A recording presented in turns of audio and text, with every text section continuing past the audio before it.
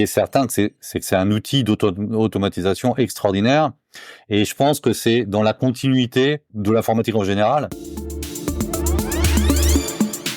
Bonjour Laurent Hack. Bonjour. Vous êtes CTO, donc Chief Technical Officer, chez Quant à Paris, en France, et grand spécialiste de l'IA. Vous avez beaucoup travaillé avec et pour et sur l'intelligence artificielle. Laurent Hack, les études concernant l'IA et leur impact sur les métiers se multiplient depuis de longues années. Dernièrement encore, un baromètre d'IBM estimait que 44% des compétences professionnelles allaient être impactées par l'IA d'ici à 2028.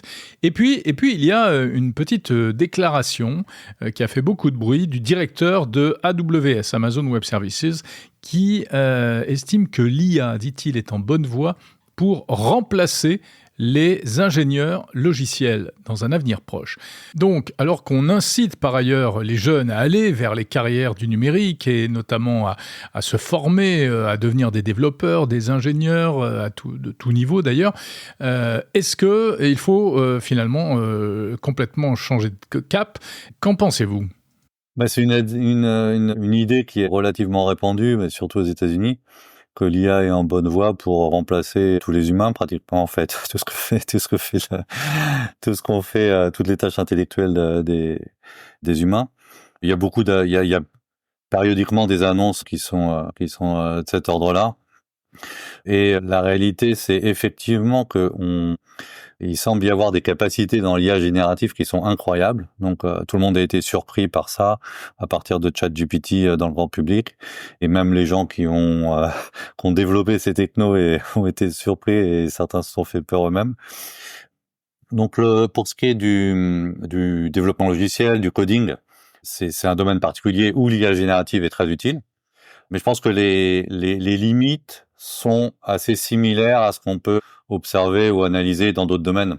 Donc dans un dialogue, par exemple, avec l'IA générative, on a une impression de parler avec quelqu'un qui a un savoir énorme, qui est intelligent, mais on se rend compte des limites assez vite, soit dans l'interaction, soit parce qu'on comprend comment ça fonctionne et que par principe, il y a des limites qui peuvent pas être dépassées, mais bon, il y a des controverses autour de ça, tout le monde n'est pas d'accord à ce sujet-là.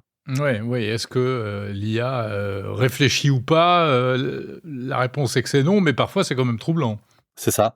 Donc dans le domaine du développement logiciel, je pense que la discussion peut être similaire. Enfin, la discussion sur à quel point ça peut remplacer les humains pour certaines tâches, c'est des discussions assez similaires. Est-ce qu'on peut remplacer certaines tâches faites par les médecins, par les avocats, par CEO, par un premier ministre peut-être un jour. À quel point on peut faire ça ? C'est une discussion compliquée. Oui, ça pourrait rendre service là en ce moment. Ouais, peut-être. Ça serait une solution, ouais.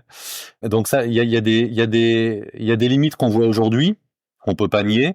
Et puis il y a des limites qui peuvent être des limites de principe sur lesquelles là il y a des controverses parce que les gens sont pas d'accord. Et c'est sûr que dans l'IA générative, il semble y avoir l'émergence de certaines capacités qui n'ont pas explicitement fait partie de l'apprentissage. Mais comme l'apprentissage, c'est de produire du langage qui ressemble à ce qui aurait été dit par un être humain, ça fait tellement bien cette imitation que ça doit prendre en compte une partie de la sémantique des concepts qui existent dans notre pensée, dans une discussion entre humains. Il doit y avoir une partie de ces concepts ou certaines représentations qui s'en rapprochent, parce que sinon ce serait pas possible de produire un langage si cohérent. Et pareil pour la production de code. Mais comme il n'y a pas de concept explicite nulle part, on peut pas les observer, on peut pas et même on voit qu'ils n'existent pas, parce que par exemple si on essaye de faire des multiplications ou même des additions à un LLM, il sait le faire s'il n'y a pas trop de chiffres. Donc il est flagrant qu'il a pas compris, en fait, il a rien compris. Mais jusqu'à un certain point, ça marche extraordinairement bien. Donc on voit les limites, mais dans certains cas on les voit pas justement et on se laisse bluffer. Mais ce qui est certain, c'est que c'est un outil d'automatisation extraordinaire. Et je pense que c'est dans la continuité du développement technologique de l'informatique en général qui permet d'automatiser beaucoup de choses. Sauf que là, on automatise des tâches qu'on considérait réservées, enfin, des choses intellectuelles réalisables seulement par des humains. Mais pour moi, c'est encore de l'automatisation, une partie d'automatisation. Pour revenir aux développeurs, en fait, c'est pas au futur qu'il faut parler, c'est au présent, parce qu'ils utilisent déjà l'IA générative. Oui, bah oui, ça a été assez vite dans ce domaine-là et c'est déjà très utile aujourd'hui et ça commence à être bien intégré dans les environnements de développement logiciel. Donc il y a plusieurs types d'usages. C'est rare qu'on fasse juste qu'on écrive juste un prompt pour écrire un programme. Enfin, ça marche pour des petits scripts ou pour un noyau de programme, mais moi, je pense que c'est pas un usage très répandu. Par contre, ce qui est beaucoup plus répandu, c'est de faire de la complétion automatique, de créer une fonction automatiquement en tenant compte du contexte de différents fichiers qui constituent le programme. Donc ça, c'est déjà quelque chose qui commence à être utilisé. C'est pas complètement généralisé, mais ça commence à être quand même assez très répandu et beaucoup de gens l'utilisent. Je pense que c'est pas encore complètement stabilisé comme usage. C'est quand même un outil encore nouveau. Donc, suivant les sociétés et les développeurs, c'est devenu vraiment une habitude et quelque chose qui fait partie du travail. Et pour d'autres, c'est un peu plus anecdotique. Vous, chez Quant, vous avez des développeurs parce que l'entreprise s'est vraiment recentrée sur le technique. Est-ce que vos développeurs utilisent ChatGPT ? Oui, alors on utilise différents thèmes pour le code. On n'a pas encore standardisé et officialisé un usage homogène pour toutes les équipes. Donc on est encore en train d'évaluer ça et de tester et de laisser encore un peu les gens utiliser ce qui leur convient le mieux. Il y a un moment où on va homogénéiser l'usage de ces outils, mais ce qui est sûr, c'est qu'ils commencent à être utilisés et on va même être en support pour que ça puisse être utilisé plus largement, parce que ce sont des outils utiles. Ouais. Donc, je reviens à la question de base. Est-ce que l'IA générative pourrait, selon vous, à terme, remplacer les développeurs, ou bien ce sont simplement les développeurs qui, de plus en plus, vont utiliser des IA génératives et qui, eux-mêmes, n'écriront plus de code, finalement ?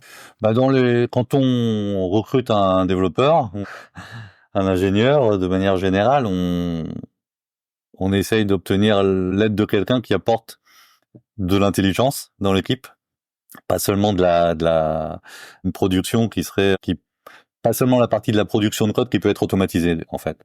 Et c'est vrai qu'il y a une partie du travail qui peut être automatisée, ou qu'il y a une aide qui est possible à travers ces outils qui permet peut-être d'aller plus loin dans ce qu'on peut faire ou plus vite. Mais la partie proprement intelligente, et il y a toujours de l'intelligence, on le voit quand le travail d'un développeur ou d'un ingénieur, c'est pas seulement de transformer une spécification en code. Déjà, la spécification, faut la faire, et il y a toute une partie d'interaction, même avant de pouvoir spécifier ce qu'est une fonction à coder, d'interaction entre les gens, entre les équipes. Ce qu'on veut faire, souvent, ça vient c'est défini avec des équipes qui travaillent sur le business, ou des équipes produits, ou avec d'autres développeurs. On travaille ensemble sur des sujets qui peuvent être complexes, avec plusieurs points de vue, plusieurs aspects techniques, des gens qui s'intéressent à l'infrastructure, à la sécurité, à l'architecture, d'autres à l'efficacité. Donc il y a beaucoup d'interactions dans une équipe même de développement informatique très technique. Il y a énormément d'interactions humaines. Personne ne niera le fait que la composante humaine dans ce travail est fondamentale. Elle est peut-être plus importante ou au moins aussi importante que les capacités techniques, les connaissances dans la programmation et les langages. Et donc cette partie d'intelligence, elle n'est pas automatisable. Il y a une partie du travail qui est automatisable, mais la partie, en fait, le mot intelligence prend plusieurs sens et il est utilisé dans l'intelligence artificielle, mais l'intelligence, quand on parle d'intelligence humaine, souvent, c'est le contraire de l'intelligence artificielle. Parce que on dit souvent que quelqu'un est intelligent parce que justement, il arrive à bien saisir les différents aspects d'une situation pour, par exemple, formaliser un problème ou pour définir les termes entre lesquels choisir. Il y a plusieurs manières d'utiliser le mot intelligence et de lui donner un sens, mais c'est souvent ça qu'on utilise comme sens pour l'intelligence, c'est justement le contraire de l'IA qui fait quelque chose à partir d'un problème qui a été formalisé. souvent le problème n'est pas formalisé, on sait même pas ce qu'on veut faire et on doit en discuter. Et ça, c'est l'intelligence qui est proprement humaine, qui n'existe pas du tout dans l'intelligence artificielle. Mais est-ce que si on pousse le bouchon encore un peu plus loin et si on va vers ce qu'on appelle les agents intelligents, etc., qui, a priori, seront capables justement d'enchaîner des tâches différentes, etc., est-ce que là, vous entrevoyez déjà l'impact que ça peut avoir, encore une fois, du côté des développeurs ? Oui, c'est une couche supplémentaire dans ces technologies. Et c'est vrai que ce que parvient pas à faire un LLM, c'est-à-dire raisonner, le raisonnement est vraiment pas terrible. Raisonnement et planification, c'est vraiment des choses qui sont pas bien faites. On peut le faire en faisant interagir différents agents, en décomposant en différentes briques ou différentes étapes les tâches à réaliser, et ça fonctionne mieux. Je pense pas que ça change fondamentalement les capacités de l'IA générative. Ça permet d'aller un cran plus loin parce on découpe, on lui permet de découper le travail et par des opérations élémentaires de faire quelque chose d'un peu plus complexe, c'est vrai. Mais quand j'ai dit qu'il n'y a pas d'intelligence dans ce que fait l'IA, il y a quand même une partie qui reproduit de l'intelligence humaine. C'est-à-dire qu'on peut très bien demander à un programme de créer du code qui fasse quelque chose, et ce quelque chose, ça peut être quelque chose qui est très, je sais pas moi, faire un système de paiement en ligne. Donc là, c'est un requirement un peu business. Mais comme ça a déjà été fait plein de fois et il y a plein d'exemples de code qui correspondent à cette description, bah, il saura le faire parce que ça a déjà été fait. Donc, il y a des choses qui, pour nous, nécessitent de l'intelligence pour quelqu'un qui voit le problème pour la première fois. Mais comme c'est un problème classique, il y a des choses qui sont reproductibles facilement. Donc c'est pas non plus, on peut pas non plus dire que ça fait que des choses stupides ou très simples. Ça peut faire des choses un peu compliquées, mais ça peut pas faire face à une situation qui a pas été formalisée, qui est spécifique ou qui est nouvelle. Donc il restera toujours cette partie. Alors maintenant, pour définir à quel niveau on place les limites de la capacité de l'IA générative, ça c'est très difficile à dire et ça va évoluer beaucoup. Donc c'est un peu, on peut comparer ça peut-être à la conduite automobile autonome. Pour l'instant, on considère que c'est la conduite autonome complète, n'existe pas. Mais peut-être qu'à un moment, on va considérer que, oui, finalement, il y a des erreurs. Les voitures autonomes feront des erreurs qu'on n'aurait pas fait nous, mais globalement, on va l'accepter parce que globalement, il y a moins d'accidents. Peut-être qu'un jour, avec le code, on fera ça et on va générer du code. Bon, il y aura quelques failles de sécurité ou une architecture un peu pas terrible, mais bon, finalement, ça sera plus rentable et dans certains cas, on l'acceptera. Donc, ouais, c'est dur à dire. C'est pas très rassurant. C'est difficile de prévoir l'usage qui sera fait dans longtemps à partir de ces outils. Mais ce qui est sûr, c'est que je pense que dans les années qui viennent, le métier va pas changer fondamentalement. Alors peut-être qu'il y aura moins de développeurs parce que cette automatisation fait qu'on rentabilise plus le travail d'un développeur. Et une partie d'automatisation. Ce qui est sûr, c'est que ça change un peu la manière de travailler. Et c'est dans beaucoup de métiers, la manière de travailler change, mais ça, c'est un peu ce qui évolue avec l'évolution des technologies en général. Je pense pas qu'il y ait une coupure si nette que ça avec l'IA générative. C'est un gros saut technologique, c'est sûr, mais je pense pas qu'il y ait une coupure si importante. On est dans un processus d'automatisation. Les technologies permettent d'automatiser des tâches de plus en plus complexes, et il y a une certaine continuité, en fait, je pense. Et donc les métiers évoluent avec ça. Bon, avant il y avait des machines à écrire, après il y avait des ordinateurs. Ça a changé beaucoup de métiers. Il y a quelques métiers qui disparaissent effectivement, mais c'est pas non plus. Il n'y a pas un changement radical où des métiers disparaissent comme ça. Il y a une certaine continuité dans l'automatisation. Ouais, on parle des développeurs. Alors, il y a aussi le côté bénéfice, évidemment, de l'intelligence artificielle, qui, par exemple, chez Amazon, aurait fait déjà économiser 260 millions de dollars et 4500 années développeurs de travail, équivalent en années de développeurs de travail.